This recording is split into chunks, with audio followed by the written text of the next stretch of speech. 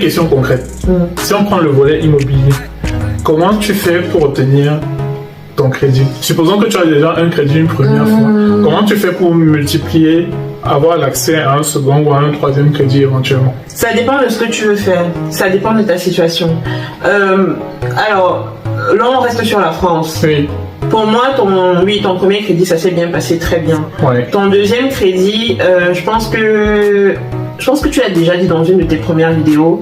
Il faut montrer que ce qu'on t'a déjà donné est utile, est valorisé. Et c'est comme dans tout. Demain, tu seras un papa. Si ton enfant rentre, si tu donnes 100 francs à ton enfant tous les jours comme argent du goûter pour acheter les chips ou les bonbons, et que à la fin de l'année, résultat des courses, ton enfant a des caries, tu vas réduire l'argent de poche de bonbons. Ouais. Tu vois, parce que l'argent que tu auras donné à l'enfant, il n'aura pas très bien utilisé.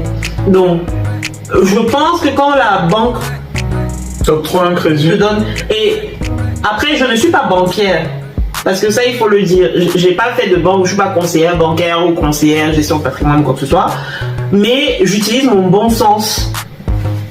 Quand je veux faire, voilà, quand je veux faire des choses, et comme je dis une fois de plus, c'est la base de mon éducation. J'utilise mon bon sens quand je veux faire des choses. Et pour moi, c'est simple. Tu es mon ami. On grandit ensemble. Je te donne 1000 euros. Tu me dis que tu veux faire ton business. Je te donne 1000 euros. Je te donne pas 1000 euros en te disant que ça va marcher. Parce que ça peut ne pas marcher. Ouais. Mais si tu valorises les 1000 euros que je t'ai donnés et que tu reviens vers moi, j'aurai envie de te donner 10 000 euros. Tout aussi simple. Donc, la banque peut même te donner un crédit. Tu ne fais pas ce que tu avais prévu de faire. Ouais. Disons un truc bête. Imaginons que tu voulais acheter un studio avec un crédit conso. Finalement, tu n'achètes pas le studio, tu achètes la voiture et tu fais du leasing de la voiture. Tant que tu as valorisé cet argent, la banque va te redonner l'argent. Ok. C'est ma logique.